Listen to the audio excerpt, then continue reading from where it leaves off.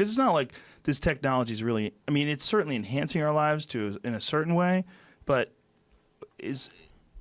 ultimately, is it making people happier right now? Most technology, I would say no. In fact, you and I were talking about social media before this, about just not having Instagram on your phone and not dealing, and you feel better.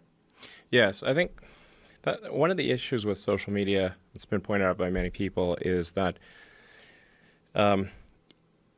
I think maybe particularly Instagram, people look like they have a much better life than they really do. Right. So by design.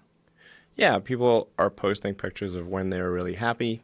They're modifying those pictures to be better looking.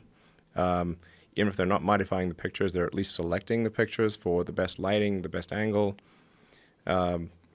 So people basically seem they're way better looking than they basically really are. Right. And they're way happier seeming than they really are.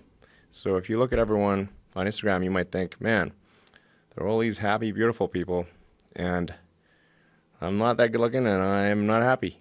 So I must suck, and that's going to make people sad.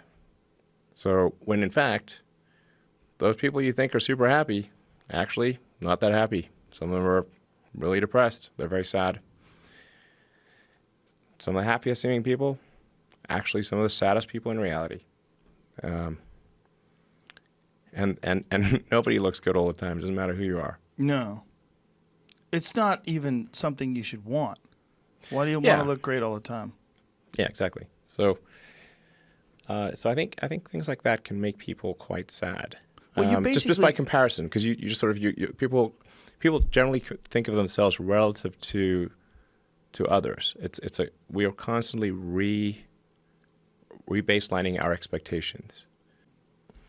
When you're thinking about Instagram, because what essentially Instagram is with a lot of people is you're giving them the opportunity to be their own PR agent, and they always go towards the glamorous, And when anybody does show, hashtag no filter, if they really do that, like, oh, you're so brave, look at you, no makeup, Yeah. They look good anyway. You look great. What are you doing?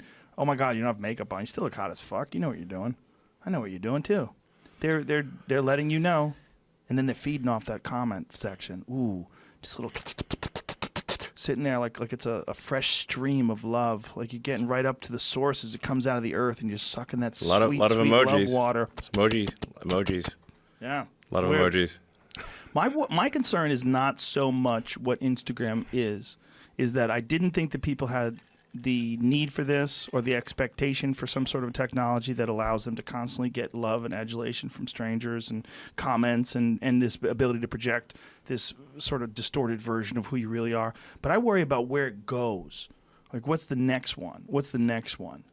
Like, where is it? Is it going to be augmented? Some sort of a weird augmented or virtual sort of Instagram type situation where you're not going to want to live in this real world. You're going to want to interface with this sort of world that you've created through your social media page.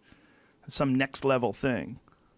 Go live in the simulation. Yeah, maybe in the simulation. Some Ready Player One type shit that's real.